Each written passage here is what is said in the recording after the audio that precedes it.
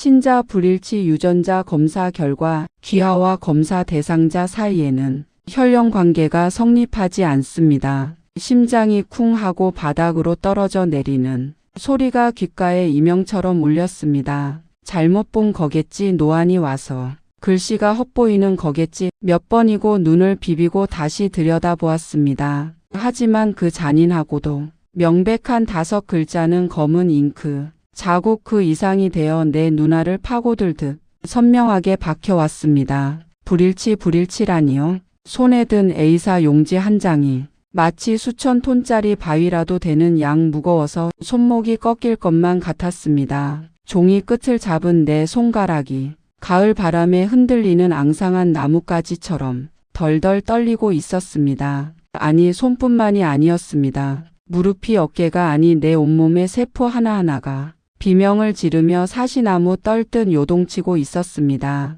나는 거실 한복판에 우두커니 서서 숨을 헐떡였습니다. 마치 물 밖으로 내동댕 잊혀진 물고기처럼 입만 뻐끔거릴 뿐 제대로 된 숨이 쉬어지지 않았습니다. 눈앞이 핑 돌며 거실 천장의 무늬가 빙글빙글 춤을 추는 것만 같았습니다. 30년입니다. 강산이 3번이나 변하고 검던 내 머리카락에 하얀 서리가 내려앉을 그 긴 세월 동안 나는 단 한 번도 의심해 본 적이 없었습니다. 지은이가 내 배 아파 낳은 자식이 아니라는 생각 따위 꿈에서조차 해본 적이 없단 말입니다. 기억이 주마등처럼 스쳐 지나갔습니다. 산부인과 분만실의 그 차가운 공기, 뼈가 으스러지는 듯한 산통 끝에 들려오던 그 우렁찬 울음소리, 간호사가 핏덩이 같은 아이를 내 가슴 위에 올려주었을 때 느껴지던 그 뜨끈하고 묵직한 체온, 전몸살이 와서 가슴이 돌덩이처럼 딱딱해지고 열이 펄펄 끓을 때도 아이가 배고파 보채면 퉁퉁 부은 젖을 물렸습니다. 젖꼭지가 갈라져 피가 나도 아이가 꿀떡꿀떡 젖을 넘기는 소리만 들으면 아픈 줄도 모르고 행복했습니다. 밤마다 열이 오르는 아이를 들쳐업고 응급실로 뛰어가던 그 새벽의 찬 공기, 행여나 아이가 잘못될까봐 뜬 눈으로 밤을 지새우며 물수건으로 이마를 닦아주던 그 수만 번의 밤들이 내 머릿속을 헤집어 놓았습니다. 내 살보다 더 아프게 내 뼈를 깎아 먹이며 키운 딸입니다. 지은이가 처음 엄마하고 입을 떼던 순간, 뒤뚱거리며 첫걸음마를 떼던 그 경이로운 순간들이 내 인생의 전부였습니다. 그런데 이 종이 쪼가리가 고작 기계가 분석했다는 이 차가운 문서 한 장이 내게 말하고 있습니다. 그 모든 것이 거짓이라고, 내 딸이 아니라고. 너는 지난 30년 동안 남의 자식을 끌어안고 헛물만 켠 것이라고 비웃고 있습니다. 다리에 힘이 풀려 그만 거실 소파에 풀썩 주저앉고 말았습니다. 푹신한 가죽 시트가 내 몸을 감싸 안았지만 그 안락함조차 가시방석처럼 느껴졌습니다. 멍하니 시선을 돌리니 부엌 쪽이 보였습니다. 달그락 도마 위에서 칼질하는 소리가 경쾌하게 들려왔습니다. 구수한 된장찌개 냄새가 거실로 스멀스멀 퍼져나오고 있었습니다. 평소라면 세상에서 가장 평화롭고 안온하게 느껴졌을 저녁 준비 소리가 오늘따라 내 고막을 찢는 소음처럼 끔찍하게 들렸습니다. 남편 박상훈, 내 남편이 거기에 있었습니다. 앞치마를 두르고 콧노래까지 흥얼거리며 저녁을 준비하는 저 남자의 뒷모습, 널찍한 등과 희끗희끗한 머리카락, 겉으로 보기엔 영락없이 자상하고 가정적인 남편의 모습입니다. 동네 사람들은 입을 모아 칭찬하곤 했지요. 사업도 성공하고 주말이면 아내를 위해 요리도 해주는 저런 남자가 어디 있냐고요. 나 또한 그런 남편을 보며 비록 살가운 말 한마디는 부족해도 묵묵히 가정을 지키는 든든한 버팀목이라 믿었습니다. 하지만 지금 내 눈에 비친 저 남자의 등은 악마의 날개를 숨긴 껍데기처럼 보였습니다. 소름이 돋았습니다. 팔뚝에 오돌토돌하게 닭살이 돋아나 문질러도 가라앉지를 않았습니다. 저 사람은 알고 있었을까요? 아니, 알 수밖에 없었겠지요. 내가 낳은 줄 알았던 아이가 내 아이가 아니라면 도대체 그 아이는 어디서 온 것입니까? 병원에서 아이가 바뀐 걸까요? 드라마에서나 보던 그런 일이 내게 일어난 걸까요? 아니면 저 남자가 나를 속인 걸까요? 의심에 싹이 트자 걷잡을 수 없이 자라나 내 심장을 휘감았습니다. 지은이를 임신했을 때가 떠올랐습니다. 유난히 입덧이 심해 병원에 입원까지 했던 나를 두고 남편은 사업차 출장이 잦았습니다. 내가 출산하던 그 날도 남편은 중요한 계약이 있다며 자리를 비웠었지요. 뒤늦게 병원에 도착해 땀을 뻘뻘 흘리며 미안하다고 고생했다고 내 손을 잡던 그 표정, 그 눈빛 속에 담겨 있던 것이 진심이 아니라 기만이었을지도 모른다는 생각이 들자 속이 메스꺼워 구역질이 치밀어 올랐습니다. 만약 아주 만약에 말입니다. 내가 낳은 아이는 죽고 남편이 밖에서 데려온 아이를 내 아이인 척 바꿔치기 한 것이라면요? 아니면 애초에 내가 낳은 아이가 맞기는 한 걸까요? 내 기억조차 조작된 것처럼 혼란스러웠습니다. 분명 내 배가 불러왔고 태동을 느꼈고 산통을 겪었는데 이 모든 감각이 다 환상이었단 말입니까? 도대체 무슨 일이 있었던 걸까요? 저 부엌에서 평온하게 두부를 썰고 있는 저 남자는 지난 30년간 나를 보며 무슨 생각을 했을까요? 남의 자식을 제 자식인 줄 알고 애지중지 키우는 나를 보며 속으로 얼마나 비웃었을까요? 여보, 오늘 지은이 온다고 했지? 내가 지은이 좋아하는 꽃게 넣고 찌개 끓이고 있어. 남편이 뒤를 돌아보며 환하게 웃었습니다. 그 웃음이, 그 다정한 목소리가 내 가슴을 난도질했습니다. 사람의 탈을 쓰고 어찌 저럴 수 있을까? 저 뻔뻔한 낯짝을 당장이라도 손톱으로 핥히어 버리고 싶었습니다. 끓고 있는 찌개 냄비라도 집어 던지고 싶은 충동이 일었습니다. 하지만 나는 입술을 꽉 깨물었습니다. 입술에서 비릿한 피 맛이 느껴졌습니다. 지금 당장 소리를 지르고 난동을 부린다고 해결될 일이 아니었습니다. 내 30년 인생이 통째로 부정당한 이 기막힌 상황에서 나는 무너질 수 없었습니다. 아니, 무너져서는 안 되었습니다. 손에 쥐고 있던 유전자 검사 결과지를 황급히 소파 쿠션 밑으로 밀어 넣었습니다. 종이가 구겨지는 소리가 났지만 남편의 귀에는 들리지 않은 모양입니다. 나는 떨리는 손을 허벅지 사이에 끼워 넣고 억지로 입꼬리를 끌어올렸습니다. 얼굴 근육이 경련을 일으키듯 파르르 떨렸지만 최대한 평소와 다름없는 목소리를 내보려 애썼습니다. 그래요, 당신 수고가 많네. 목소리가 갈라져 나왔습니다. 목구멍에 뜨거운 숯덩이라도 걸린 것처럼 따갑고 아팠습니다. 남편은 다시 콧노래를 부르며 찌개 간을 봅니다. 국자를 입으로 가져가 호로록 소리를 내며 맛을 보는 저 입술, 나에게 사랑한다고 속삭이던 저 입술이 징그러워 견딜 수가 없었습니다. 창밖으로 붉은 노을이 지고 있었습니다. 하루가 저물어가는 저 하늘의 색깔이 마치 내 가슴 속에서 흘러내리는 피처럼 붉고 선명했습니다. 거실 벽에 걸린 가족 사진이 눈에 들어왔습니다. 대학 졸업식 날 학사모를 쓴 지은이와 그 옆에서 환하게 웃고 있는 나, 그리고 점잖게 서 있는 남편. 사진 속에 나는 세상 무엇도 부러울 것 없는 행복한 엄마의 얼굴을 하고 있었습니다. 저 사진 속의 여자는 자신이 키운 딸이 남의 핏줄인 줄도 모르고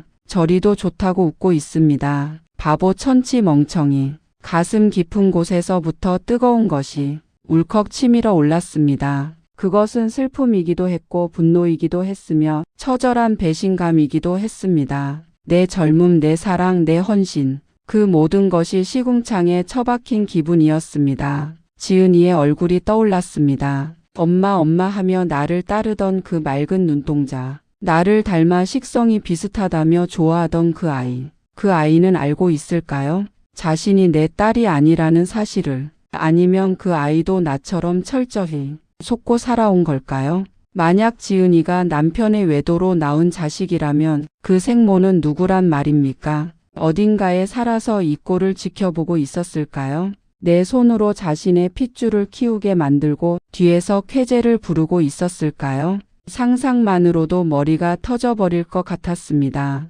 온몸에 피가 거꾸로 솟구치는 것 같아 현기증이 났습니다. 부엌에서 달그락거리는 소리가 멈추고 찌개가 보글보글 끓는 소리만 적막한 집안을 채웠습니다. 그 소리가 마치 내 속이 타 들어가는 소리 같았습니다. 나는 쿠션 밑에 숨긴 종이를 다시 한번 꽉 움켜쥐었습니다. 종이의 날카로운 모서리가 손바닥을 찔렀지만 그 통증조차 느껴지지 않았습니다. 오늘 밤 지은이가 옵니다. 내 목숨보다 귀하게 키운, 그러나 내 피 한 방울 섞이지 않은 남의 자식. 그 아이를 내 얼굴로, 내 눈으로 어떻게 마주해야 할지 막막하기만 했습니다. 하지만 한 가지는 분명했습니다. 이대로 당하고만 있지는 않겠다는 것. 내 잃어버린 30년의 세월을, 도둑 맞은 내 인생을 어떤 식으로든 보상받아야겠다는 도끼가 서리서리 피어올랐습니다. 어둠이 내려앉는 거실 한 구석에서 나는 짐승처럼 숨을 죽이고 남편의 등을 노려보았습니다. 저 위선적인 등 뒤에 꽂을 칼을 갈듯 내 마음속에서는 시퍼런 오기가 싹트고 있었습니다. 이제 시작입니다. 거짓으로 쌓아 올린 이 모래성 같은 가정이 파도에 휩쓸려 어떻게 무너져 내리는지 똑똑히 지켜볼 것입니다. 내 눈에서 흐르는 눈물이 마르기도 전에 당신들의 눈에서 피눈물이 나게 만들 것입니다. 소파 가죽을 쥐어뜯는 내 손톱 끝이 하얗게 질려가고 있었습니다. 당신 닮아서 눈매가 아주 예술이야. 어쩜 이렇게 당신이랑 똑같이 생겼지? 여보 정말 고생했어.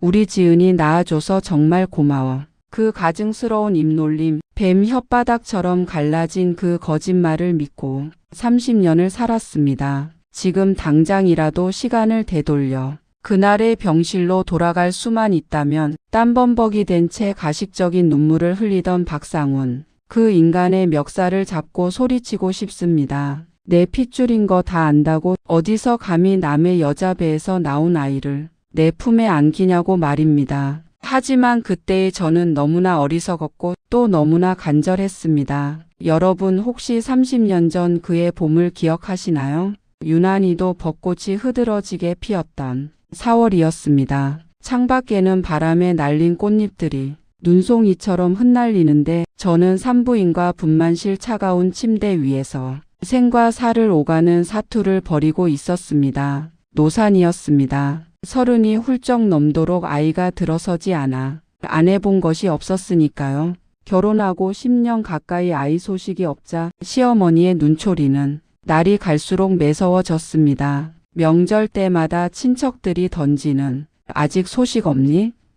라는 말은 비수처럼 가슴에 꽂혔고 저는 죄인처럼 고개만 숙여야 했습니다. 용하다는 한의원은 전국을 다 돌아다녔습니다. 역한 냄새가 진동하는 탕약을 하루 3번 코를 막고 억지로 삼키면서도 토해내지 않으려 입을 틀어막았습니다. 그 쓴 물이 내 몸속에 들어가 생명을 틔워주기만을 빌고 또 빌었지요.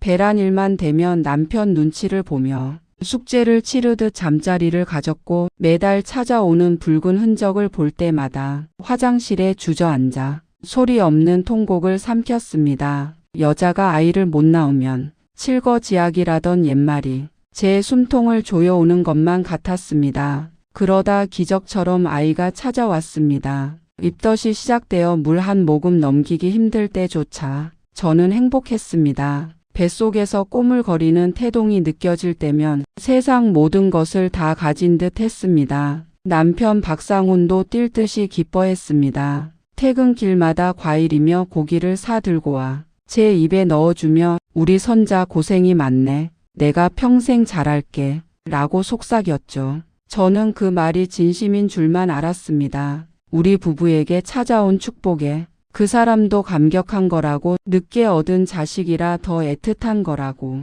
철석같이 믿었습니다. 해산하던 날은 정말이지 지옥 같았습니다. 진통은 꼬박 이틀을 이어졌습니다. 허리가 끊어질 듯한 고통에 비명을 지르다 목이 쉬어버렸고 눈앞이 하얗게 전멸하다 까맣게 꺼지기를 수십 번 반복했습니다. 의사 선생님의 다급한 목소리, 간호사들이 분주하게 움직이는 소리, 그리고 새로 된 의료기기들이 부딪히는 차가운 금속성 소음들이 귓가에서 웅웅거렸습니다. 마지막 힘을 주라는 외침을 끝으로 저는 정신을 잃고 말았습니다. 얼마나 시간이 지났을까요? 눈을 떴을 때 병실 안은 노르스름한 오후 햇살로 가득 차 있었습니다. 온몸이 두들겨 맞은 듯 욱신거렸지만 곁에는 남편이 갓 태어난 핏덩이를 소중하게 안고 저를 내려다보고 있었습니다. 남편의 얼굴은 땀과 눈물로 범벅이 되어 있었죠. 그가 저에게 아이를 건네주던 그 순간의 온기를 저는 아직도 잊을 수가 없습니다. 여보, 정신이 들어? 우리 딸이야. 지은이. 이름은 지은이로 하자. 당신 고생했어. 정말 장하다. 남편은 아이를 제 품에 조심스레 안겨주었습니다. 퉁퉁 부은 눈을 겨우 뜨고 아이를 바라보았습니다. 쭈글쭈글하고 붉은 얼굴, 앙다문 작은 입술, 그리고 힘차게 쥐락펴락하는 그 작은 손가락들. 제 목숨과도 바꿀 수 없는 내 딸 지은이었습니다. 남편은 아이의 얼굴을 쓰다듬으며 계속해서 중얼거렸습니다. 눈매가 저를 닮았다느니, 코는 자기를 닮았다느니 하면서 말이죠. 지금 생각해보면 소름이 끼칩니다. 남편이 말한 당신 닮았다는 말, 그게 저를 지칭한 게 아니었을 수도 있다는 생각이 드니 온몸에 피가 거꾸로 솟는 것 같습니다. 그는 그 순간 자신의 내연녀인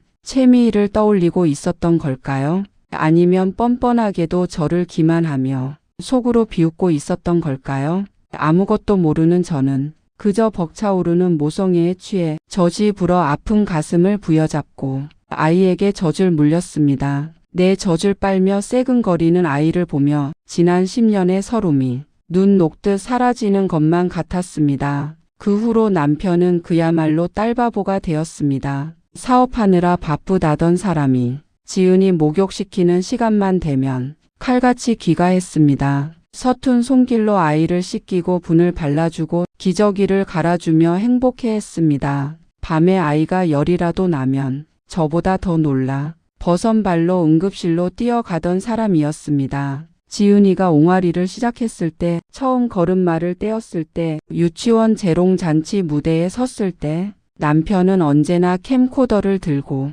가장 앞줄에서 환호했습니다. 주변 사람들은 다들 부러워했습니다. 박 사장님 같은 남편이 어디 있어?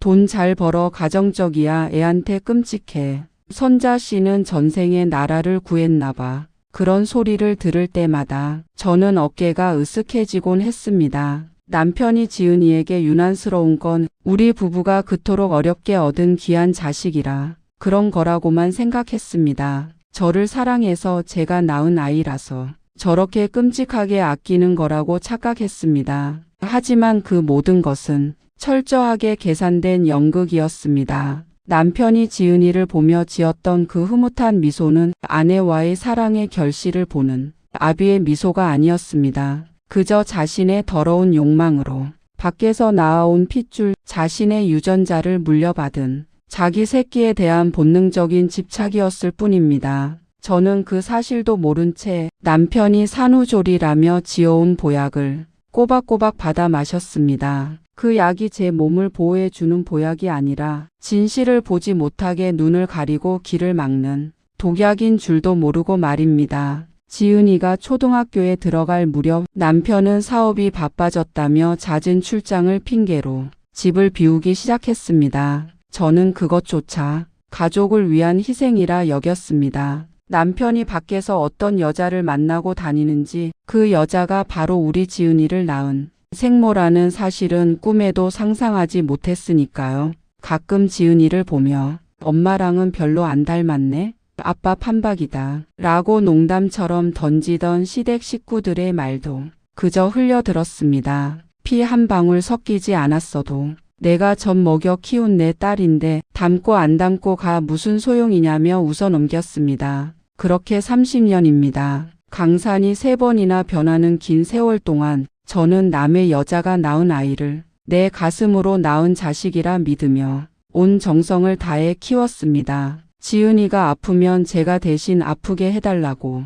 밤새 기도했고, 맛있는 것이 있으면 제 입에 들어가는 것보다 지은이 입에 들어가는 게 더 좋았습니다. 제 청춘과 인생을 송두리째 갈아 넣어 키운 딸입니다. 그런데 이제 와서 그 아이가 내 딸이 아니라니요. 내 남편이 밖에서 낳아온, 그것도 내가 알지도 못하는 여자의 핏줄이라니요. 어제 저녁 남편이 술에 취해 들어와 소파에 널브러져 잠든 모습을 보았습니다. 코를 골며 자는 그 얼굴이 어찌나 평온해 보이던지 부엌에 있는 식칼을 들고 와 저 인간의 심장을 겨누고 싶은 충동을 겨우 참아냈습니다. 30년 전 갓 태어난 지은이를 안고 짖던 그 따뜻한 미소가 악마의 가면이었다는 걸 깨닫는 순간 제 지난 삶은 산산조각이 나버렸습니다. 억울하고 분해서 숨조차 제대로 쉬어지지 않습니다. 가슴 명치 끝에 커다란 돌덩이가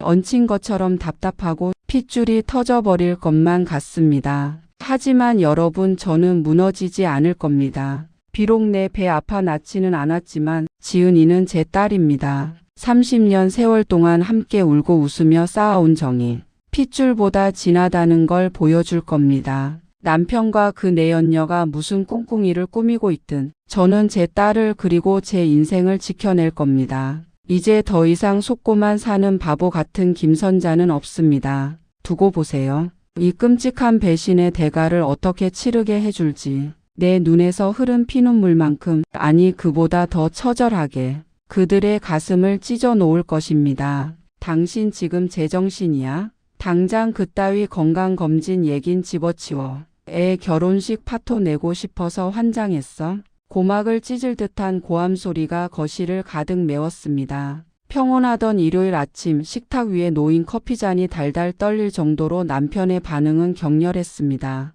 저는 너무 놀라 들고 있던 행주를 바닥에 떨어뜨리고 말았습니다. 그저 사돈댁에서 요즘 젊은 사람들 사이에서는 필수라는 웨딩 검진 이야기를 꺼냈기에 우리 지은이도 하는 김에 같이 기록을 교환하면 좋지 않겠냐고 물었을 뿐이었습니다. 그런데 남편 박상훈, 그 점잖던 사람의 얼굴이 순식간에 불그락푸르락해지더니 목에 핏대까지 세우며 길길이 날뛰는 게 아니겠습니까? 마치 감추고 싶은 치부라도 들킨 사람처럼 그의 눈동자는 불안하게 흔들리고 있었습니다. 여보, 당신 왜 그래요? 그냥 요새 추세가 그렇다니까. 추세는 무슨 얼어 죽을 추세. 내 딸 건강은 내가 제일 잘 알아. 어디서 건방지게 사돈댁이 남의 집, 귀한 딸 몸 상태를 의심해? 기분 나빠서라도 절대 못해. 안 해. 남편은 식탁을 콱 내리치고는 씩씩거리며 안방으로 들어가 버렸습니다.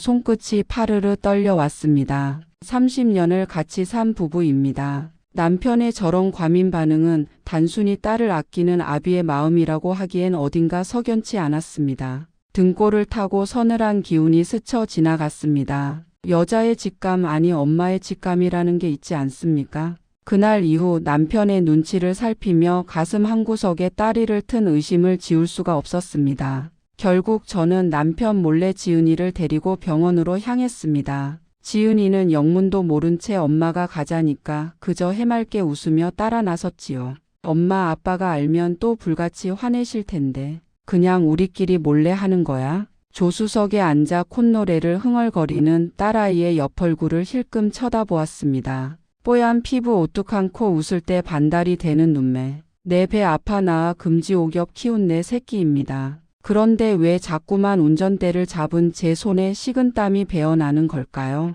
병원으로 향하는 그 짧은 거리가 마치 천리 길처럼 멀고 험하게 느껴졌습니다. 신호 대기에 걸려 멈춰 섰을 때 차창 밖으로 보이는 가로수들이 바람에 흔들리며 저에게 돌아가라고, 지금이라도 늦지 않았으니 덮어두라고 아우성치는 것만 같았습니다. 병원 대기실의 공기는 무겁고 차가웠습니다. 소독약 냄새가 코끝을 찔러와 속이 울렁거렸습니다. 제 이름이 호명되고 진료실로 들어가는 순간까지도 심장은 쿵쾅거려 터질 것만 같았지요. 검사를 마치고 며칠 뒤 결과가 나왔다는 연락을 받고 다시 병원을 찾았습니다. 의사 선생님은 모니터 화면과 차트를 번갈아 보며 꽤 오랫동안 침묵을 지켰습니다. 그 침묵의 시간이 저를 말려 죽이는 것 같았습니다. 깍지 낀 손에 힘을 주며 마른 침을 삼켰습니다.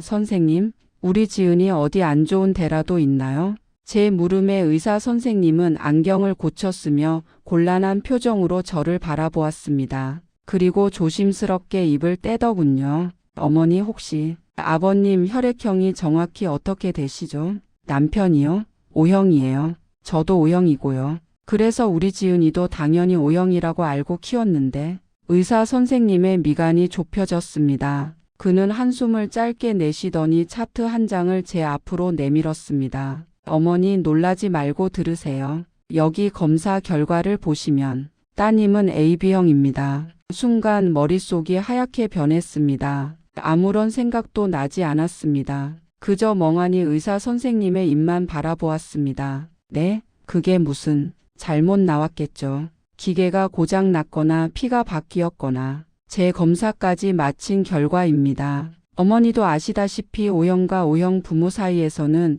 절대로 의학적으로 AB형 자녀가 나올 수 없습니다. 이건 유전 법칙상 불가능한 일입니다. 세상이 빙글 도는 것 같았습니다. 의사 선생님의 목소리가 물속에서 듣는 것처럼 웅웅거렸습니다. 불가능하다니요? 내 속으로 낳아 젖 물려 키운 내 딸입니다. 밤새 열이 오르면 업고 뛰었고 첫걸음마를 떼던 날 세상을 다 가진 듯 기뻐했던 내 딸 지은이입니다. 그런데 내 자식이 아니라니, 아니 나와 남편 사이에서 나올 수 없는 자식이라니. 이게 도대체 무슨 날벼락이란 말입니까? 저는 떨리는 손으로 책상을 짚으며 겨우 몸을 지탱했습니다. 선생님, 돌연변이 그런 것도 있다면서요. 네, 그런 거겠죠. 우리 지은이 제 딸 맞아요. 제가 낳았는데 어떻게? 제 목소리는 애처롭게 떨리고 있었습니다. 의사 선생님은 안타까운 눈빛으로 저를 보며 고개를 저었습니다. 그 단호한 부정에 제 가슴이 철렁 내려앉았습니다. 병원 문을 나서는데 다리에 힘이 풀려 주저앉을 뻔했습니다. 주차장에 세워둔 차 안에서 저는 한참을 소리 죽여 울었습니다. 팬들의 이마를 받고 흐느끼는데 30년 전 그날이 떠올랐습니다. 난상 끝에 정신을 잃었다 깨어났을 때 간호사가 안겨주던 핏덩이. 그 아이가 지은이었습니다. 남편은 땀에 젖은 내 이마를 닦아주며 수고했다, 고맙다고 했었지요. 그 모든 게 거짓일 수 있다는 생각에 미치자 심장이 칼로 난도질 당하는 듯한 고통이 밀려왔습니다. 집으로 돌아오는 길 저는 룸미러로 제 얼굴을 비춰보았습니다. 푸석한 피부, 눈가에 자글자글한 주름, 하얗게 센 머리카락. 가족을 위해, 남편과 딸을 위해 헌신하며 늙어버린 초라한 여자가 거기 있었습니다. 그런데 이 모든 희생이 내 인생 전부가 송두리째 부정당하는 기분이었습니다. 집에 들어서자 거실 소파에 앉아 신문을 보던 남편이 저를 힐끔 쳐다보았습니다. 어디 갔다 와? 얼굴이 왜 그래? 사색이 다 됐네. 아무렇지 않게 묻는 저 뻔뻔한 얼굴. 순간 구토가 치밀어 올랐습니다. 저는 애써 태연한 척 시장에 다녀왔노라 둘러대고 안방으로 들어왔습니다. 그리고 문을 잠그고 이불을 뒤집어 썼습니다. 하지만 공포는 이제부터 시작이었습니다. 그날 밤부터였습니다. 남편의 행동이 눈에 띄게 수상해진 것은요. 자정이 넘은 시각, 모두가 잠든 줄 아는 고요한 밤에 거실에서 부스럭거리는 소리가 들렸습니다. 저는 자는 척을 하며 귀를 곤두세웠습니다. 남편이 조심스럽게 안방 문을 열고 나가는 기척이 느껴졌습니다. 살며시 눈을 뜨고 뒤를 밟았습니다. 남편은 서재로 들어가 문을 걸어 잠갔습니다. 문틈 사이로 희미한 불빛이 새어 나왔습니다. 저는 숨소리조차 죽인 채 문에 귀를 바짝 갖다 댔습니다. 그래, 알았어. 아직은 몰라. 그래, 내가 다 알아서 한다니까. 낮게 으르렁거리는 남편의 목소리. 누구와 통화하는 걸까요? 평소 사업 파트너와 통화할 때의 그 위풍당당한 목소리가 아니었습니다. 무언가에 쫓기는 듯 다급하고 신경질적인 말투였습니다. 지은이 결혼식 전까지는 절대 나타나지 마. 돈은 보냈잖아. 더 이상 뭘 원해? 돈? 나타나지 마. 심장이 쿵 하고 떨어졌습니다. 수화기 너머의 상대방이 누구인지 짐작조차 가지 않았지만 분명한 건 남편이 저와 지은이에게 무언가 엄청난 비밀을 숨기고 있다는 사실이었습니다. 당신 그 여자가 낳은 애를 설마. 머릿속에서 끔찍한 가설 하나가 스쳐 지나갔습니다. 아니야, 아닐 거야. 고개를 세차게 저으며 부정하려 애썼지만 의사 선생님의 유전 법칙상 불가능하다는 말이 귓가에 맴돌았습니다. 남편의 통화는 한참이나 이어졌습니다. 간간히 들리는 최 여사라는 호칭, 그리고 핏줄이라는 단어. 그 단어가 제 가슴에 비수가 되어 꽂혔습니다.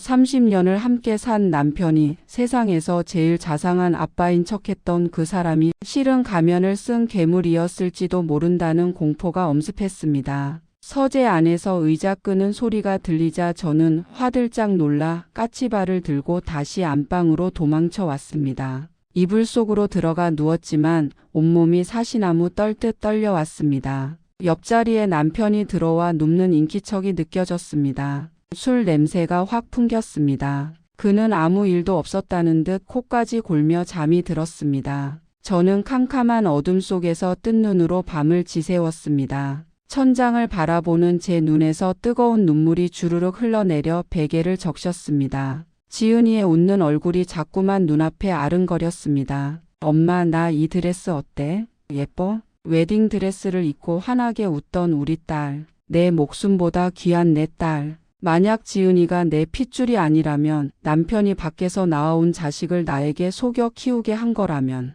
나는 도대체 지난 30년 동안 누구를 키운 것일까요? 내 청춘, 내 사랑, 내 모든 것을 바쳐 키운 아이가 남의 여자의 자식이라니. 억장이 무너진다는 말이 이런 것일까요? 가슴 한가운데 구멍이 뻥 뚫린 것처럼 시리고 아팠습니다. 다음 날 아침 남편은 평소처럼 말끔한 정장 차림으로 식탁에 앉았습니다. 여보, 넥타이 좀 매줘. 오늘 중요한 미팅이 있어서. 아무렇지 않게 내미는 저 목을 졸라버리고 싶은 충동을 억누르며 저는 떨리는 손으로 넥타이를 매주었습니다. 남편의 목덜미에서 낯선 향수 냄새가 나는 것 같았습니다. 예전에는 맡아본 적 없는 진하고 역겨운 꽃향기였습니다. 당신 향수 바꿨어요? 제 물음에 남편이 움찔하며 눈을 피했습니다. 아니, 거래처 사장이 선물해줘서 한번 뿌려봤어. 왜 별로야? 거짓말. 남편은 거짓말을 할 때면 오른쪽 눈썹을 찡그리는 버릇이 있습니다. 지금도 그랬습니다. 저는 속에서 끓어오르는 분노를 삼키며 억지 미소를 지어 보였습니다. 아니요, 좋네요. 잘 다녀오세요. 남편이 현관문을 나서자마자 저는 다리에 힘이 풀려 주저앉고 말았습니다. 그리고 결심했습니다. 이대로 당하고만 있지 않겠다고. 내 인생을 기만하고 내 딸을 볼모로 잡은 이 추악한 연극의 막을 내 손으로 직접 내리겠다고 말입니다. 서재 문은 굳게 잠겨 있었습니다. 하지만 저는 알고 있습니다. 남편이 비상 열쇠를 어디에 숨겨두는지. 베란다 화분 밑 그곳에 그가 숨겨둔 판도라의 상자를 열 열쇠가 있을 것입니다. 떨리는 손으로 화분을 들어 올렸습니다. 짤그랑 차가운 금소금과 함께 열쇠가 모습을 드러냈습니다. 이제 이 열쇠를 꽂고 돌리면 다시는 예전으로 돌아갈 수 없을지도 모릅니다. 하지만 진실을 알아야 했습니다. 설령 그 진실이 나를 죽음보다 더한 고통으로 몰아넣는다 해도 나는 엄마니까. 지은이를 지켜야 하니까. 열쇠 구멍에 열쇠를 맞추는 제 손등 위로 굵은 눈물 방울이 뚝뚝 떨어졌습니다. 철컥. 잠금 장치가 풀리는 소리가 적막한 집안의 천둥 소리처럼 울려 퍼졌습니다. 문을 열자 퀴퀴한 종이 냄새와 함께 남편의 비밀스러운 공간이 드러났습니다. 책상 위에는 어지럽게 널린 서류들, 그리고 서랍 깊숙한 곳에서 발견된 낡은 앨범 하나. 떨리는 손으로 앨범을 펼쳤습니다. 그곳에는 젊은 시절의 남편과 낯선 여자가 다정하게 찍은 사진들이 가득했습니다. 그리고 그 여자 품에 안긴 갓난아기. 아기의 발목에 채워진 인식표 날짜는 지은이의 생일과 정확히 일치했습니다. 입에서 터져 나온 것은 비명이 아니라 짐승의 신음 같은 소리였습니다. 사진 속 여자의 얼굴, 어딘가 묘하게 지은이를 닮은 그 눈매가 저를 비웃고 있는 것만 같았습니다. 내 30년 세월이, 내 피땀 어린 모성애가 산산조각 나 바닥에 흩뿌려지는 순간이었습니다. 이게 사람 탈을 쓰고 할 짓이야? 말해봐. 박상훈, 당신이 정말 사람이야. 저는 덜덜 떨리는 손에 쥐고 있던 종이 뭉치를 남편의 면상에 집어 던졌습니다. 하얀 A사 용지들이 허공에서 춤을 추듯 흩어지더니 거실 바닥으로 힘없이 내려앉더군요. 그 종이들 사이로 선명하게 찍힌 붉은 글씨 불일치. 그 세 글자가 제 심장을 정조준에 쏘아 올린 화살처럼 가슴팍에 꽂혔습니다. 30년 세월이 아니 제 인생 전체가 그 종이 한 장에 의해 갈기갈기 찢겨나가는 순간이었습니다. 소파에 비스듬히 기대어 텔레비전을 보던 남편은 바닥에 흩어진 종이를 힐끗 내려다보았습니다. 당황할 줄 알았습니다. 무릎을 꿇고 빌거나 아니라고 뭔가 잘못된 거라고 변명이라도 할 줄 알았습니다. 그런데 그 인간의 반응은 제 상상을 처참히 짓밟더군요. 그는 아주 천천히 마치 재미있는 구경거리라도 생긴 사람처럼 입꼬리를 말아 올렸습니다. 그 눈빛에는 일말의 미안함도 죄책감도 없었습니다. 오히려 드디어 올 것이 왔다는 듯 홀가분해 보이는 그 표정이 저를 더 미치게 만들었습니다. 거봐, 내가 뭐랬어. 당신은 촉이 너무 좋아서 탈이라니까. 남편은 바닥에 떨어진 유전자 검사 결과지를 구둣발로 툭툭 건드리며 비릿하게 웃었습니다. 그 태연자약한 목소리에 숨이 턱 막혀왔습니다. 심장이 너무 빠르게 뛰어서 귀 고막이 터질 것만 같았습니다. 그래, 지은이 내 딸 맞아. 밖에서 낳아 데려온 내 핏줄이라고.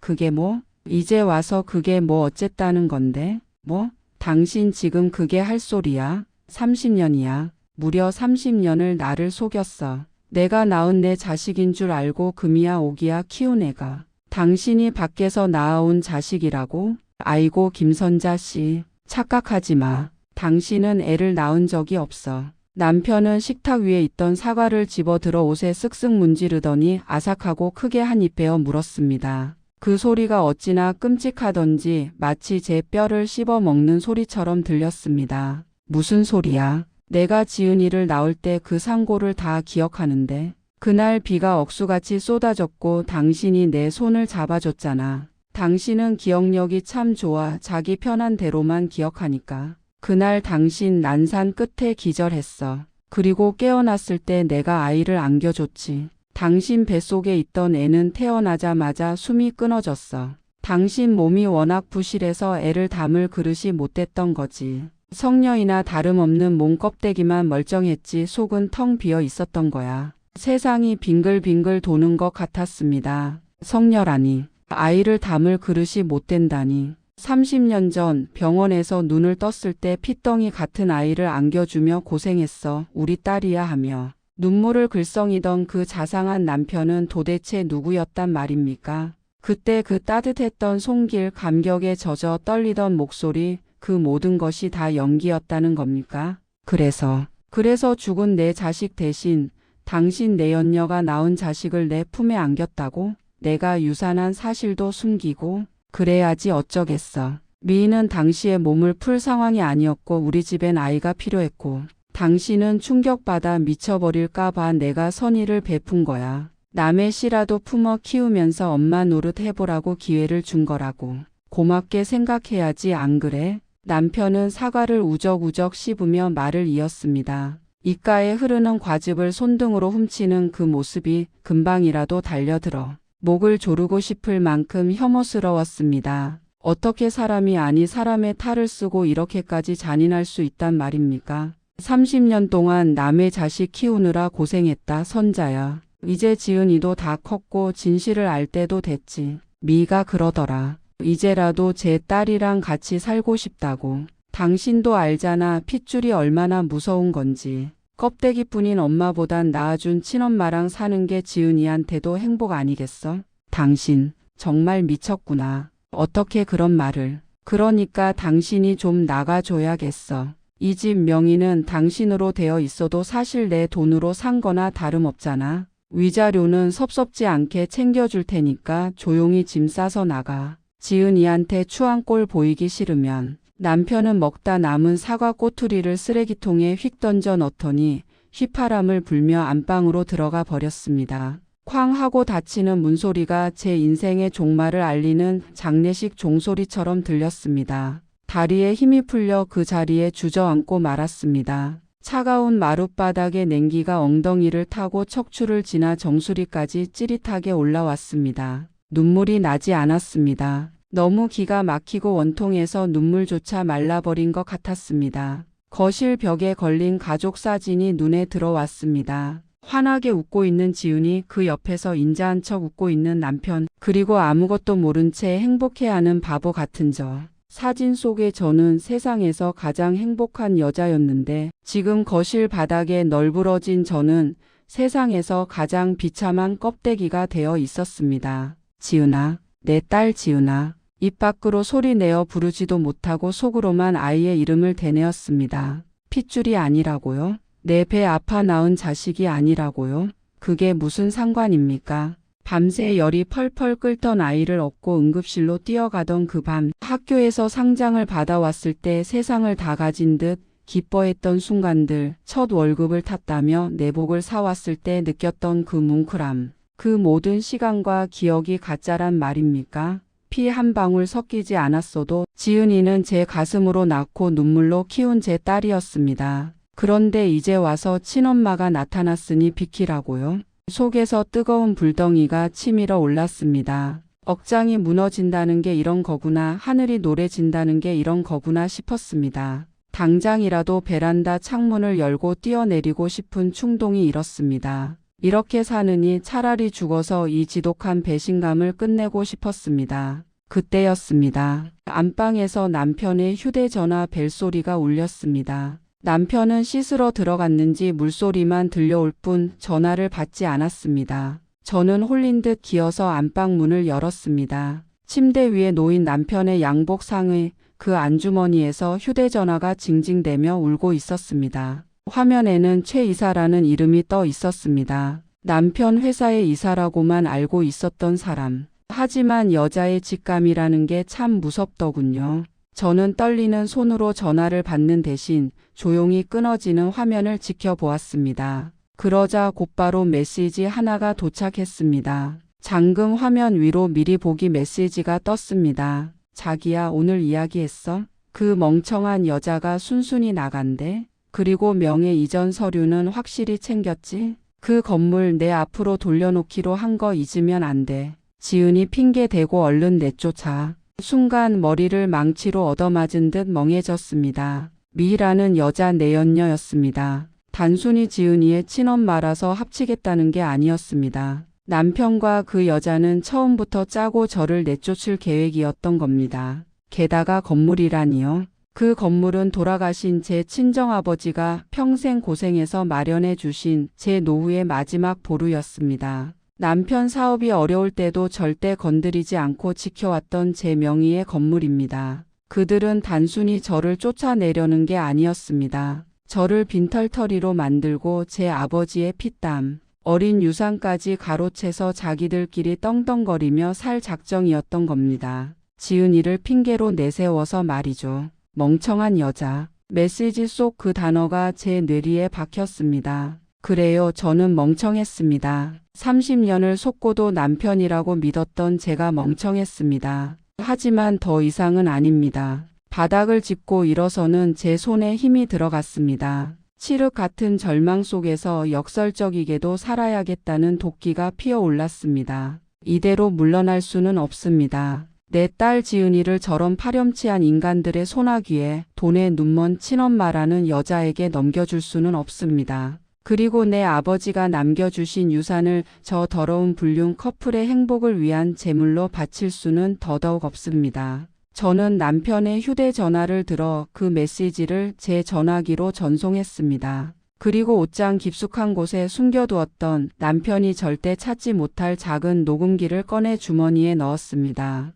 욕실에서 콧노래를 흥얼거리는 남편의 목소리가 들려왔습니다. 그 소리가 더 이상 공포스럽지 않았습니다. 오히려 제 안의 투지를 불태우는 장작이 되었습니다. 그래, 어디 한번 해보자. 누가 진짜 엄마인지 누가 이 집의 주인인지. 내가 뼈가 부서지는 한이 있어도 니들 뜻대로는 안 될 거다. 저는 눈물을 쓱 닦아내고 거울 속에 비친 제 얼굴을 똑바로 바라보았습니다. 퉁퉁 부은 눈, 헝클어진 머리칼. 하지만 눈동자만큼은 그 어느 때보다 서늘하게 빛나고 있었습니다. 이제부터 시작이었습니다. 30년 헌신한 세월을 배신으로 갚은 대가 아주 처절하게 치르게 해줄 것입니다. 저는 지은이 엄마 김선자니까요. 엄마 제발 한 숟가락만이라도 떠봐. 응? 이러다 엄마 정말 큰일 나. 물기 어린 목소리가 귓가에서 웅웅거렸습니다. 며칠째인지도 모르겠습니다. 커다란 바위가 가슴을 짓누르는 것 같아 숨을 쉬는 것조차 고통스러웠던 시간들. 커튼을 굳게 친 안방은 낮인지 밤인지 분간할 수 없을 만큼 어둑했고 제 몸은 물에 젖은 솜니불처럼 침대 속으로 끝없이 가라앉고 있었습니다. 눈을 뜨면 현실을 마주해야 한다는 사실이 끔찍해 억지로 눈꺼풀을 닫고 있었지만 딸아이의 울음 섞인 애원까지 외면할 수는 없더군요. 겨우 눈을 떴을 때 제 눈앞에는 퉁퉁 부은 눈으로 죽그릇을 들고 있는 지은이가 있었습니다. 30년입니다. 강산이 3번이나 바뀌는 그 긴 세월 동안 저는 이 아이가 제 배 아파 낳은 자식이 아니라는 사실을 까맣게 모른 채 살았습니다. 남편 박상훈, 그 인간은 불임인 저를 위로한답시고 입양을 제안했었죠. 부모 없는 불쌍한 아이를 우리가 거두자며 세상 둘도 없는 자성가인 척 연기를 하던 그 역겨운 얼굴이 떠올라 위액이 넘어올 것만 같았습니다. 알고 보니 그 아이는 남편이 밖에서 낳아온 핏줄이었다니요. 그것도 모자라 그 생모라는 여자가 근처에서 내 딸 주위를 맴돌고 있었다는 사실에 제 영혼은 갈기갈기 찢겨나간 상태였습니다. 엄마 어디가 그렇게 아파? 병원 갈까? 내가 아빠한테 전화할게. 지은이가 덜덜 떨리는 손으로 제 이마를 짚으며 말했습니다. 아빠한테 전화하겠다는 그 말에 쏘스라치게 놀라 아이의 손목을 낚아채듯 잡았습니다. 지은이의 눈이 휘둥그레졌습니다. 아이의 손은 거칠었습니다. 제가 몸져 누운 며칠 사이 할 줄도 모르는 살림을 하느라 손끝이 다 부르터 있었지요. 그 까슬까슬한 감촉이 제 심장을 후벼 팠습니다. 순간 머릿속을 꽉 채우고 있던 안개가 걷히는 기분이 들었습니다. 멍하니 아이의 얼굴을 바라보았습니다. 저를 닮은 구석이라곤 하나도 없는 눈코입.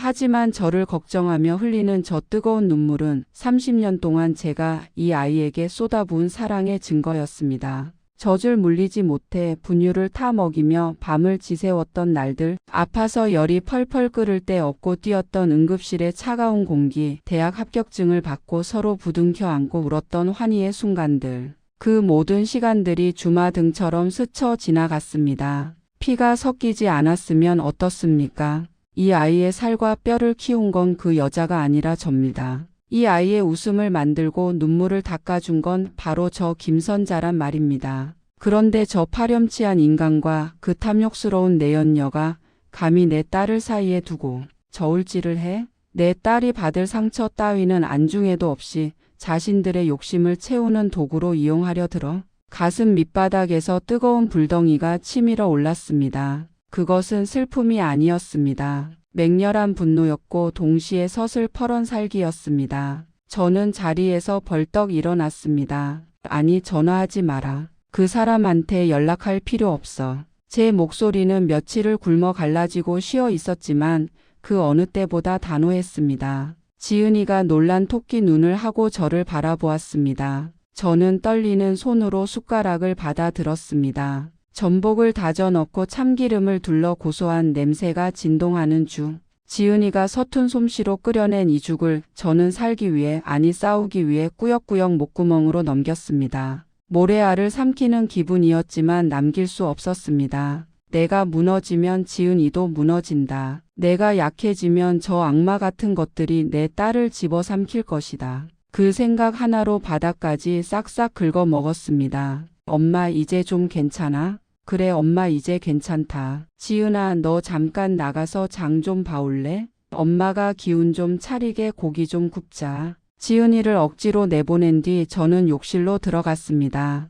거울 속에 비친 여자는 머리는 산발을 하고 눈은 퀭한 것이 영락없는 미친년 꼴이더군요. 찬물을 틀어 얼굴을 세차게 씻어냈습니다. 차가운 물줄기가 정신을 번쩍 들게 했습니다. 거울 속에 저를 노려보며 다짐했습니다. 울지마, 김선자. 지금부터 우는 건 사치야. 내가 흘릴 눈물은 다 흘렸어.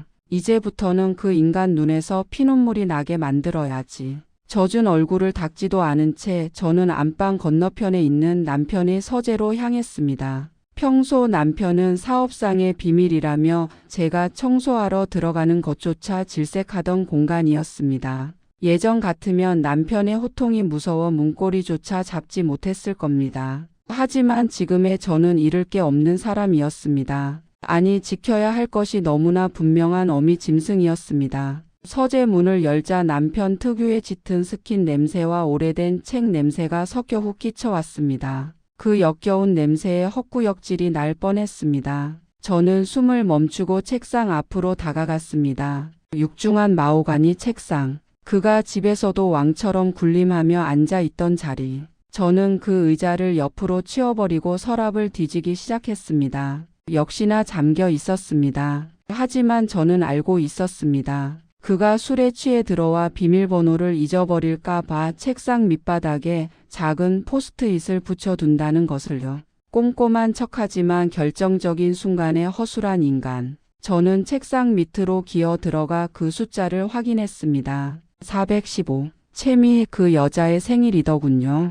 헛웃음이 터져 나왔습니다. 내 생일은 기억도 못하면서 비밀번호를 내 연녀 생일로 해놓다니.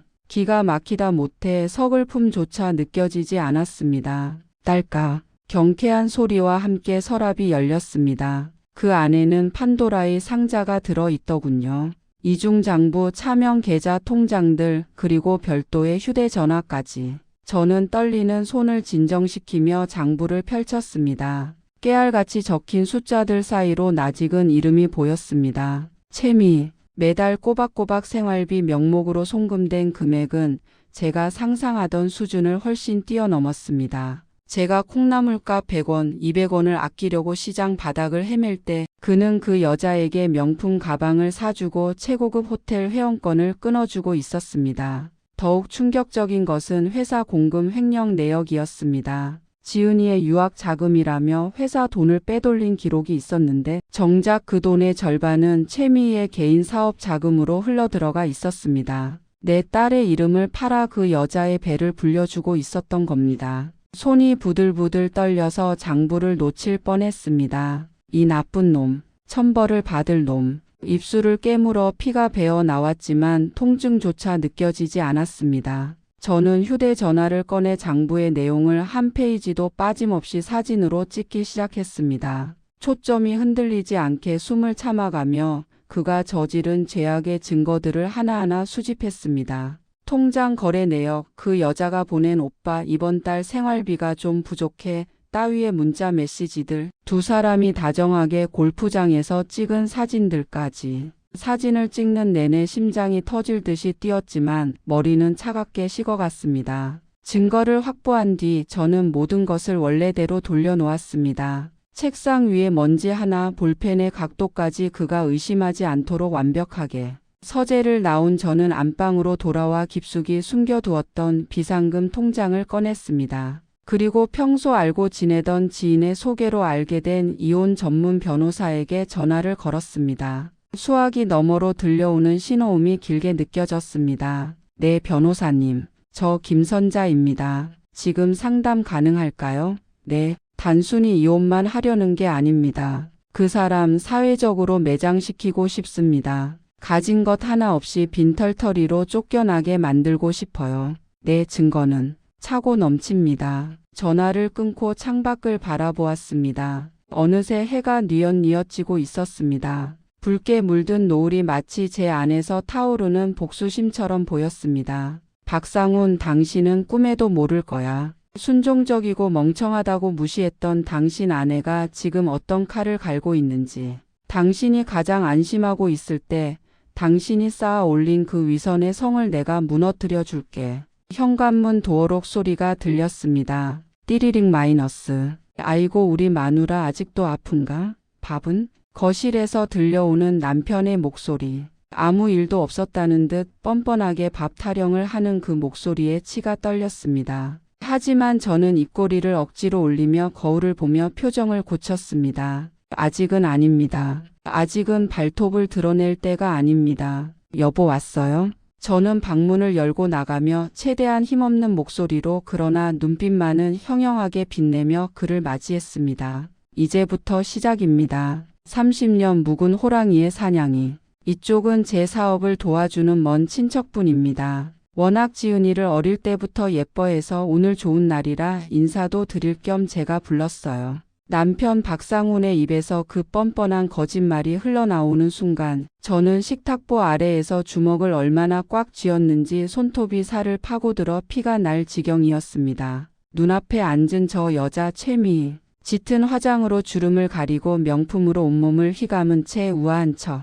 미소 짓고 있는 저 여자가 바로 내 남편의 내연녀이자 우리 지은이를 낳은 생모라니요. 세상에 어떤 아내가 남편의 내연녀와 그것도 자신이 키운 딸의 상견례 자리에서 마주 앉아 웃음 지를 수 있겠습니까? 심장이 쿵쾅거려 갈비뼈가 으스러질 것만 같았습니다. 하지만 저는 참았습니다. 아니 정확히 말하면 이 순간을 위해 지난 수십 년의 세월을 그리고 그 지옥 같았던 최근 몇 달을 견뎌온 것이지요. 고급 한정식집의 은은한 조명 아래 예비 사돈 어른들은 아무것도 모른 채 사람 좋은 미소를 짓고 계셨습니다. 우리 지은이는 오늘따라 유난히 더 곱더군요. 연분홍색 원피스를 입고 수줍게 웃고 있는 저 아이가 내 뱃속으로 낳지도 않은 남의 자식이라니. 남편이 밖에서 낳아온 핏덩이를 제 자식인 양속여 내 품에 안겨주었던 그날부터 제 인생은 거대한 연극이었습니다. 하지만 지은이 저 아이만큼은 죄가 없었습니다. 저 맑은 눈망울을 보십시오. 엄마라고 철석같이 믿고 따르는 저 아이를 위해서라도 저는 오늘 이 썩어빠진 고름을 기어이 짜내야만 했습니다. 어머 지은이가 어쩜 이렇게 참하게 컸을까요? 사모님 닮아서 아주 미인이네요. 채미가 교태 섞인 목소리로 저를 향해 입을 열었습니다. 저 가증스러운 입놀림에 속이 메스꺼워 당장이라도 식탁을 엎어버리고 싶었습니다. 남편은 흐뭇한 표정으로 헛기침을 하며 술잔을 들더군요. 그 꼴을 더는 두고 볼 수가 없었습니다. 이제 때가 되었습니다. 저는 떨리는 숨을 깊게 들이마시고는 의자 끄는 소리가 날카롭게 들릴 정도로 벌떡 자리에서 일어났습니다. 여보? 갑자기 왜 그래? 남편이 당황한 눈빛으로 저를 올려다보았습니다. 저는 대꾸조차 하지 않고 발치에 두었던 낡은 가죽 가방을 식탁 위로 올렸습니다. 묵직했습니다. 그 무게만큼이나 제 가슴 속에 맺힌 한도 깊고 무거웠지요. 지퍼를 여는 소리가 적막한 방 안에 유난히 크게 울려 퍼졌습니다. 사돈 어른들도 지은이도 그리고 예비사위도 의아한 표정으로 저를 바라보고 있었습니다. 저는 가방 속에서 두툼한 누런 서류 봉투를 꺼내어 보란듯이 식탁 한가운데에 쏟아부었습니다. 후두둑 하는 소리와 함께 사진들과 서류 뭉치들이 밥상 위로 흩어졌습니다. 정갈하게 차려진 갈비찜 위로 잡채 그릇 위로 남편과 채미가 껴안고 뒹구는 적나라한 사진들이 떨어졌습니다. 남편이 회사 돈을 횡령해 채미에게 갖다 바친 통장 내역 사본, 그리고 무엇보다 중요한 유전자 검사 결과지까지. 그 모든 추악한 진실들이 최고급 요리들과 뒤섞여 난장판이 되었습니다. 이게 다 뭡니까? 예비 사돈 어른의 목소리가 가늘게 떨렸습니다. 남편의 얼굴은 순식간에 흑빛으로 변해버렸습니다. 그는 마치 감전이라도 된 사람처럼 허둥지둥 사진들을 손으로 가리려 애썼지만 이미 엎질러진 물이었습니다. 사돈 어른 그리고 우리 사위 될 박서방. 놀라게 해드려 정말 죄송합니다. 하지만 이 결혼 이런 더러운 비밀을 안고 시킬 수는 없습니다. 제 양심이 허락하지 않아요. 제 목소리는 생각보다 차분했습니다. 아니 너무나도 냉정해서 제 자신조차 놀랄 지경이었습니다. 남편이 핏대선 목소리로 소리쳤습니다. 김선자, 당신 미쳤어? 당장 안 치워? 여기가 어디라고 행패야. 행패? 누가 할 소리를 하는 거야 지금. 당신 평생 나를 속이고 기만했으면 됐지. 딸아이 인생까지 망치려 들어? 저 여자가 뭔 친척? 웃기지 마라 그래. 당신이 30년 넘게 끼고 돈 첩이잖아. 그리고 지은이 당신이 밖에서 낳아온 저 여자 딸이잖아. 제 고함 소리에 식당 안은 찬물을 끼얹은 듯 얼어붙었습니다. 채미이는 비명도 지르지 못한 채 입을 틀어막고 바들바들 떨고 있었고 남편은 턱이 빠질 듯 입을 벌린 채 굳어버렸습니다. 하지만 가장 가슴 아픈 건 우리 지은이었습니다. 아이의 얼굴에서 핏기가 완전히 사라져 백지장처럼 하얗게 질려가고 있었습니다. 지은이는 떨리는 손으로 식탁 위에 놓인 유전자 검사 결과지를 집어들었습니다. 친자 불일치. 그 잔인한 글자를 확인한 지은이의 눈에서 닭똥 같은 눈물이 뚝뚝 떨어지기 시작했습니다. 엄마, 이게 무슨 소리야? 내가 엄마 딸이 아니라고? 저 아줌마가 내 엄마라고? 지은이의 목소리가 찢어질 듯 갈라졌습니다. 그 모습을 보는 제 가슴은 천갈래 만갈래로 찢겨나가는 듯 했습니다.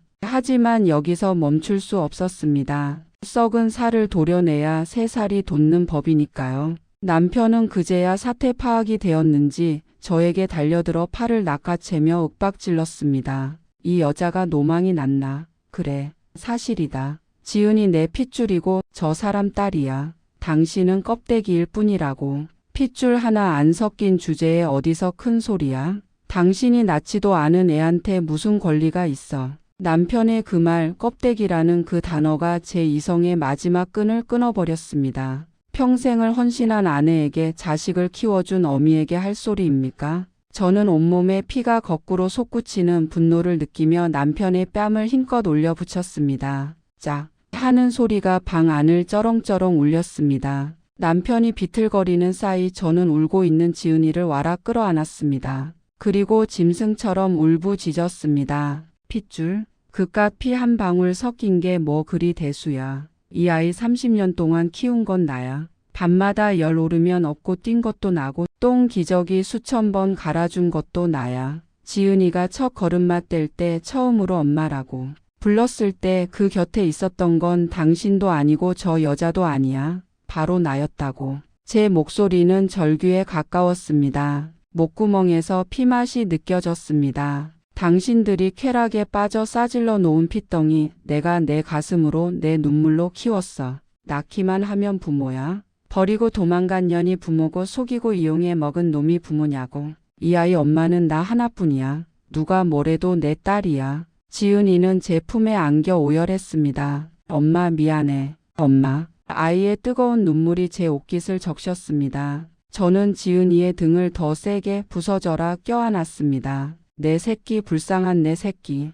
그때였습니다. 제가 식탁 위에 흩어진 서류 중 하나를 채미 얼굴에 던지듯 내밀었습니다. 그리고 너 채미, 내가 낳은 딸이 충격받아 우는데 넌 돈 생각밖에 안 나지? 여기 봐라. 박상훈이 횡령해서 너한테 빼돌린 돈 내가 다 찾아냈어. 이거 경찰에 넘기면 너도 공범이야. 횡령죄로 감옥 가서 썩고 싶지 않으면 당장 내 눈앞에서 꺼져. 감옥이라는 말에 채미의 눈이 뒤집혔습니다. 그녀는 딸이 우는 건 쳐다보지도 않고 허둥지둥 핸드백을 챙겨 들었습니다. 어머 나는 모르는 일이야. 박 사장이 시켜서 한 거라고.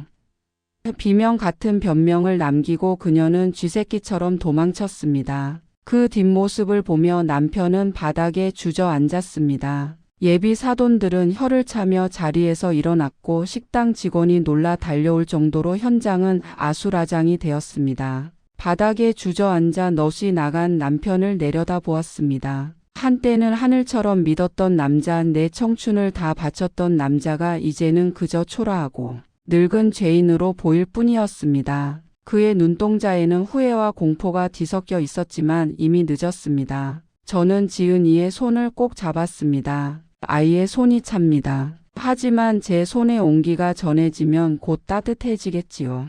우리는 피보다 더 진한 시간과 사랑으로 묶여 있으니까요. 가자 지은아. 여긴 이제 우리 자리가 아니다. 엄마가 끓여주는 김치찌개 먹으러 가자. 저는 눈물 범벅이 된 지은이를 일으켜 세웠습니다. 뒤에서 남편이 여보, 지은아 하고 애처롭게 부르는 소리가 들렸지만 저는 뒤도 돌아보지 않았습니다. 식당 문을 박차고 나오는 제 발걸음은 30년 만에 처음으로 날아갈 듯 가벼웠습니다. 이제야 비로소 진짜 내 인생이 그리고 온전히 내 딸인 지은이와의 진짜 삶이 시작되는 것 같았습니다. 여보, 제발 문 좀 열어줘. 나 갈 데가 없어서 그래. 선자야, 여보. 철문이 쾅쾅 울리는 소리가 집 안까지 진동했습니다. 밖에서 애타게 내 이름을 부르며 절규하는 저 목소리 누군지 아시겠어요? 네, 맞습니다. 평생을 왕처럼 군림하며 저를 하녀 취급하고 밖에서 낳은 자식을 제 핏줄인 양 속여 키우게 했던 그 파렴치한 인간 바로 제 전남편 박상훈입니다. 불과 몇 달 전만 해도 회장님 소리를 들으며 떵떵거렸는데 지금은 다 해진 양복에 헝클어진 머리카락을 하고 제 집 대문 앞에서 구걸이나 하는 신세가 되었네요. 그 꼴을 인터폰 화면으로 지켜보는데 묘하게도 통쾌함보다는 서늘한 비바람이 가슴을 후고 지나가는 기분이었습니다. 여러분, 사람 팔자 뒤집히는 거 정말 한순간이더군요. 그이가 회사 공금을 횡령하고 분식회계를 저질렀다는 사실이 뉴스에 대문짝만하게 실리던 날, 그 경고에 보이던 사장실 문턱이 하루아침에 무너져 내렸습니다. 평소 그이를 따르던 이사들도 굽신거리던 거래처 사장들도 썰물처럼 빠져나갔죠. 게다가 제가 그동안 차곡차곡 모아둔 증거들, 그러니까 그 여자가 보낸 협박 문자며 생활비 명목으로 빼돌린 자금, 내역들을 법원에 제출했을 때 판사님 표정을 보셨어야 해요. 위자료는 물론이고 제가 30년간 속아서 남의 자식을 키운 정신적 피해 보상까지, 그야말로 영혼까지 탈탈 털어 청구했습니다. 결국 그이는 빈털터리가 되어 쫓겨났고 제가 살던 이 집과 남은 재산은 고스란히 제 명의가 되었지요. 대문 밖에서 들리는 저 애처로운 울음소리가 뚝 그치더니 이내 힘없는 발걸음 소리가 멀어지더군요. 저는 식탁에 앉아 따뜻한 둥글레차 한 잔을 입에 머금었습니다. 구수한 향기가 목구멍을 타고 넘어가는데 그제야 30년 묵은 체증이 쑥 내려가는 것 같았습니다. 그런데 그때 현관문 도어락이 띠리릭 하고 열리는 소리가 들렸습니다. 엄마, 우리 지은이었습니다. 퉁퉁 부은 눈을 하고 들어오는 딸아이를 보니 억지로 삼켰던 눈물이 핑 돌았습니다. 사실 이 모든 사단이 났을 때 가장 걱정했던 건 제 복수가 아니라 바로 지은이의 마음이었습니다. 하루아침에 자신이 믿었던 아빠가 괴물이었고 친엄마라 믿었던 제가 생모가 아니라는 사실을 알게 되었으니까요. 그 충격이 오죽했겠습니까? 지은이는 며칠을 방 안에 틀어박혀 식음을 전폐했었습니다. 지은이가 저벅저벅 걸어와 제 앞 의자에 털썩 주저앉았습니다. 그리고는 가방에서 무언가를 꺼내 식탁 위에 올려놓더군요. 꼬깃꼬깃 구겨진 편지 한 통과 통장 하나였습니다. 그 여자가 찾아왔었어. 지은이의 목소리가 바르르 떨렸습니다. 그 여자라니 채미를 말하는 거겠죠. 남편이 망하고 나니 콩고물이라도 떨어질까 싶어.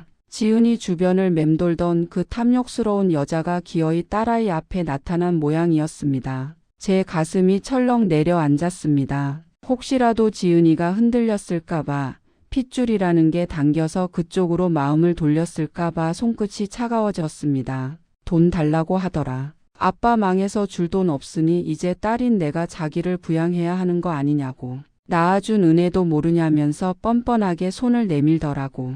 지은이는 헛웃음을 지으며 말을 이었습니다. 그래서 내가 그랬어. 내 엄마는 김선자 한 사람뿐이라고. 당신이 낳은 건 생물학적인 덩어리일지 몰라도 나를 사람으로 딸로 만들어준 건 우리 엄마라고. 다시는 내 앞에 나타나지 말라고 소리치고 왔어. 그 말을 듣는 순간 저는 참았던 숨을 토해내며 지은이의 손을 덥석 잡았습니다. 따뜻했습니다. 30년 전 핏덩이였던 이 아이를 처음 품에 안았을 때 느꼈던 그 온기가 고스란히 전해져 왔습니다. 남편의 거짓말에 속아 데려온 아이였지만 밤새 열이 오르면 물수건으로 닦아주고 학교에서 상장을 받아오면 누구보다 기뻐하며 내 젖을 먹이지 못해 미안해했던 그 모든 세월이 주마등처럼 스쳐 지나갔습니다. 엄마 미안해. 나 때문에 엄마가 너무 고생했어. 그 더러운 비밀을 알면서도 나 클 때까지 참아준 거지. 나 상처받을까봐, 내가 무너질까봐 엄마 인생을 다 갈아 넣어서 나 지켜준 거지. 지은이가 제 무릎에 얼굴을 묻고 펑펑 울기 시작했습니다. 아이의 어깨가 들썩일 때마다 제 가슴도 미어지는 듯 아팠습니다. 저는 거칠어진 손으로 지은이의 머리카락을 쓸어 넘겼습니다. 아니다 지은아. 내가 있어서 엄마가 살았어. 내가 웃어줘서 그 지옥 같은 집 구석을 버틸 수 있었던 거야. 너는 내 딸이야. 누가 뭐래도 내 배 아파 낳은 자식보다 더 귀한 내 딸이야. 우리는 서로를 부둥켜 안고 한참을 울었습니다. 거실 창으로 쏟아지는 오후의 햇살이 우리 모녀의 등을 따스하게 감싸 안았습니다. 30년이라는 긴 세월 동안 우리 집을 짓누르던 거대한 거짓말과 위선이 사라진 자리에 비로소 진짜 사랑만이 남게 된 것입니다. 남편은 이제 길거리를 전전하며 자신의 과오를 뼈저리게 후회하겠지요. 채미 그 여자는 평생 돈을 줬다 늙고 병든 몸으로 고독하게 늙어갈 테고요. 하지만 우리는 다릅니다. 비록 피는 섞이지 않았을지언정 서로의 눈물을 닦아주고 아픔을 보듬어준 시간들이 우리를 세상 그 어떤 모녀보다 단단하게 묶어주었으니까요. 며칠 뒤 우리는 그 으리으리하지만 냉기 가득했던 큰 집을 처분하고 햇볕이 잘 드는 아담한 빌라로 이사를 했습니다. 짐을 정리하다가 앨범 하나를 발견했는데 유치원 재롱잔치 때 제가 지은이에게 뽀뽀하는 사진이 있더군요. 그 사진 속에 젊은 저는 환하게 웃고 있었습니다. 그래요, 그 웃음은 가짜가 아니었습니다. 남편은 저를 속였을지 몰라도 제가 딸에게 쏟은 사랑만큼은 진실이었으니까요. 이제 저는 더 이상 누군가의 아내 껍데기뿐인 사모님으로 살지 않을 겁니다. 지은이 엄마 그리고 김선자라는 이름 석자로 당당하게 살아갈 겁니다. 오늘 저녁에는 지은이가 좋아하는 김치찌개를 보글보글 끓여야겠습니다. 돼지고기 숭덩숭덩 썰어 넣고 묵은지 푹 익혀서 따뜻한 밥 한 그릇 먹이고 나면 우리 모녀의 내일은 오늘보다 더 환하게 빛나겠지요. 여러분, 핏줄이 뭐 그리 대수랍니까? 가슴으로 낳고 눈물로 키우고 사랑으로 다져진 우리가 진짜 가족인 것을요. 창밖을 보니 비가 그치고 무지개가 떴네요. 마치 우리 모녀의 앞날을 축복해 주는 것처럼 말입니다. 이제야 비로소 제 인생에도 진짜 봄이 찾아온 것 같습니다. 엄마, 나 엄마랑 피 한 방울 안 섞인 거 맞아? 에이, 거짓말이지? 입맛부터 웃을 때 눈가에 주름 잡히는 것까지 이렇게 똑같은데 병원에서 애 바뀐 거 아니야? 지은이가 젓가락으로 김치를 쭉 찢어 내 밥숟가락 위에 얹어주며 까르르 웃음을 터뜨렸습니다. 그 맑고 청량한 웃음소리가 식당 안을 가득 채우자 내 마음속에 남아있던 마지막 그늘조차 흔적 없이 사라지는 것만 같더군요. 1년 전만 해도 상상조차 할 수 없었던 평화로운 오후입니다. 창밖에는 봄 햇살이 아스팔트 위로 부서져 내리고 식당 안은 구수한 청국장 냄새와 사람들의 활기찬 말소리로 가득 차 있습니다. 나는 숟가락 가득 따뜻한 밥을 떠서 입에 넣으며 생각했습니다. 아, 밥맛이 참 달구나. 산다는 게, 숨을 쉰다는 게 이렇게 달콤한 일이었구나 하고 말입니다. 돌이켜보면 지난 30년은 마치 안개 속을 걷는 기분이었습니다. 남편 박상훈, 그 이름 석자만 떠올려도 가슴이 답답해지던 시절이 있었지요. 겉으로는 번듯한 사업가, 남들이 부러워하는 자상한 남편인 척했지만 집 안에서의 그는 차가운 독재자였습니다. 핏줄, 그놈의 핏줄이 뭐라고. 자신의 씨앗이 아니면 사람 취급도 하지 않으려 했던 그 비정한 위선. 그가 밖에서 낳아온 딸인 줄도 모르고 내 가슴으로 낳은 자식이라 철석같이 믿으며 지은이를 키웠던 세월을 생각하면 지금도 명치 끝이 아려옵니다. 진실이 밝혀지던 날 세상이 무너지는 줄 알았습니다. 하늘이 노랗다는 말이 무슨 뜻인지 뼈저리게 느꼈지요. 내 인생 전체가 송두리째 부정당하는 느낌, 남편과 그 내연녀 채미가 나를 바보로 만들며 낄낄거렸을 시간을 상상하면 온몸에 피가 거꾸로 솟는 것 같았습니다. 하지만 여러분, 여자는 약해도 어머니는 강하다는 말, 그건 그저 흘러가는 옛말이 아닙니다. 나는 무너지지 않았습니다. 아니, 무너질 수가 없었습니다. 바로 내 눈앞에서 공포에 질려 떨고 있는 내 딸 지은이 때문이었습니다. 생물학적인 엄마라는 여자는 딸의 안위보다 위자료와 재산 분할에 눈이 멀어 있었고, 아버지라는 작자는 자신의 체면이 구겨질까 전전긍긍하고 있을 때 지은이가 내 손을 잡았습니다. 그 작은 손이 얼마나 바들바들 떨리던지 내 손등 위로 뚝뚝 떨어지던 그 아이의 뜨거운 눈물이 내 심장을 다시 뛰게 만들었습니다. 엄마, 나 낳아준 사람 필요 없어. 나한테 엄마는 김선자 한 사람뿐이야. 나 버리지 마, 엄마. 그 절규 섞인 고백이 나를 지옥에서 건져 올렸습니다. 그래, 피가 무슨 소용인가. 밤새 열이 오르면 물수건으로 이마를 닦아주며 밤을 지새운 게 누구였나. 학교에서 상장을 받아오면 세상 다 가진 듯 기뻐하고 친구와 싸우고 들어오면 속상해서 같이 울어주던 그 세월이 가짜일 리가 없지 않은가. 나는 그날 법정에서 그리고 내 인생에서 박상훈이라는 이름을 깨끗이 지워버렸습니다. 그리고 1년이 지난 지금 나는 문화센터에서 수채화를 배우고 있습니다. 하얀 도화지 위에 물감을 풀 때마다 내 인생에 새로운 색깔을 입히는 기분입니다. 예전에는 남편의 넥타이 색깔 시대, 식구들의 눈치 색깔만 살피느라 정작 내가 무슨 색을 좋아하는지도 잊고 살았더군요. 선생님은 내가 노란색을 참 잘 쓴다고 칭찬해 주십니다. 해바라기처럼 환하고 따뜻한 노란색. 그게 지금의 내 마음을 닮아서일까요?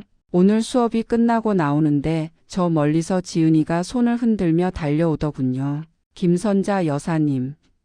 하고 부르는 목소리가 어찌나 우렁차던지 지나가던 사람들이 쳐다보며 빙그레 웃었습니다. 30이 넘은 나이에도 내 눈에는 여전히 양갈래 머리를 닦고 유치원을 다녀오던 5살 꼬마처럼 보입니다. 우리는 팔짱을 끼고 시내를 걸었습니다. 쇼윈도에 비친 우리 모녀의 모습 참 많이도 닮았습니다. 둥그스름한 콧망울도 웃을 때 반달이 되는 눈매도 심지어 걸음걸이마저 판박이입니다. 유전자가 일치하지 않는다는 의학적 결과 따위가 감히 이 끈끈한 닮음을 부정할 수 있을까요? 우리는 맛집으로 소문난 청국장 집에 마주 앉았습니다. 보글보글 끓어오르는 뚝배기를 사이에 두고 지은이는 직장 상사 흉을 보기도 하고 새로 산 립스틱이 색깔이 곱다며 내 입술에 발라주기도 합니다. 엄마 이거 봐. 입술만 발랐는데 10년은 젊어 보이네. 아빠. 아니 그 사람은 평생 이런 예쁜 아내 두고 무슨 복을 걷어찼대? 바보 천치야 정말. 지은이는 이제 남편을 그 사람이라고 부릅니다. 처음에는 그 호칭이 낯설어 흠칫 놀라곤 했지만 이제는 나도 덤덤합니다. 들리는 소문으로는 채미희와 재혼을 한 해 만에 하며 매일같이 전쟁을 치르고 있다더군요. 재산 문제로 소송이 걸리고 믿었던 사업마저 휘청거린다는 소식을 바람결에 들었습니다. 꼬수은 마음이 없다면 거짓말이겠지만 그렇다고 해서 고소해야 하며 비웃고 싶지도 않습니다. 그저 안타까울 뿐입니다. 평생을 핏줄 명예, 돈. 그런 껍데기만 쫓다가 정작 중요한 알맹이를 다 놓쳐버린 그 빈곤한 노년이 말입니다. 그 사람은 평생 모를 겁니다. 피 한 방울 섞이지 않아도 서로를 바라보는 눈빛만으로 가슴이 벅차오르는 이 기적 같은 사랑을요. 지은이가 내 입가에 묻은 고춧가루를 휴지로 닦아줍니다. 그 손길이 투박하면서도 다정해서 나는 또 울컥 눈시울이 붉어집니다. 엄마 또 운다. 갱년기 다시 왔어? 왜 그래? 아니야, 청국장이 뜨거워서 그래. 김이 서려서. 나는 짐짓 딴청을 피우며 창밖을 바라봅니다. 거리에 핀 벚꽃들이 눈부시게 흩날립니다. 예전에는 꽃이 피면 지는 게 서러워 봄이 오는 게 두려웠습니다. 내 인생도 저렇게 속절없이 지고 있다고 생각했으니까요. 하지만 이제는 압니다. 꽃이 진 자리에 푸른 잎이 돋아나고 그 잎이 무성해져 시원한 그늘을 만든다는 것을요. 내 인생의 봄날은 다 갔다고 생각했는데 웬걸요. 이제야말로 진짜 내 인생의 봄이 시작된 것 같습니다. 누구의 아내도 누구의 며느리도 아닌 오롯이 나 김선자로 살아가는 이 시간이 선물처럼 소중합니다. 지은이가 내 손을 꼭 잡습니다. 거칠고 주름진 내 손을 자신의 보드라운 볼에 갖다 대며 부비적거립니다. 따스한 체온이 손바닥을 타고 내 온몸으로 퍼져나갑니다. 엄마 나 나중에 결혼해서 애 낳으면 엄마가 키워줘야 해. 알았지? 엄마처럼 사랑 많이 주는 할머니가 세상에 어디 있겠어. 어이구 시끄러워. 내 인생 즐기기도 바쁜데 손주 봐달라고? 국물도 없다 이거사. 우리는 서로를 보며 또 한바탕 깔깔 웃습니다. 식당 주인이 흐뭇하게 쳐다보며 모녀지간이 참 좋아 보이네요. 친구 같아요. 하고 덕담을 건넵니다. 나는 큰 소리로 대답했습니다. 네, 세상에서 제일 친한 친구예요. 제 보물 단지고요. 여러분 혹시 지금 인생의 배신 앞에 혹은 감당하기 힘든 진실 앞에 무릎 꿇고 계신가요? 억울하고 분해서 잠 못 이루고 계신가요? 저를 보세요. 환갑이 넘은 나이에 믿었던 도끼의 발등이 아니라 온몸이 찍혔던 저도 이렇게 웃으며 살고 있습니다. 핏줄보다 진한 건 세월입니다. 함께 밥을 먹고 등을 다독이고 서로의 눈물을 닦아주며 견뎌낸 그 세월의 힘은 그 어떤 유전자 검사 결과보다 강력합니다. 진정한 가족은 태어나는 것이 아니라 만들어지는 것이더군요. 아픔을 딛고 나니 비로소 보입니다. 내 곁에 남은 진짜 소중한 것들이요. 거친 파도가 지나간 바다는 더 깊고 푸르다는 말 이제야 실감합니다. 이제 저는 식사를 마치고 지은이와 함께 근처 공원을 산책하러 갈 겁니다. 지은이가 팔짱을 끼고 조잘조잘 떠드는 이야기를 들으며 뉘엿뉘엿지는 노을을 바라보겠지요. 그 노을빛이 내 남은 생을 황금빛으로 물들여 줄 것만 같습니다. 여러분의 저녁도 따뜻했으면 좋겠습니다. 부디 곁에 있는 사람의 손을 한 번 더 잡아주세요. 그 온기가 바로 당신이 살아가는 이유가 될 테니까요. 지금까지 세상에서 가장 행복한 엄마 김선자였습니다.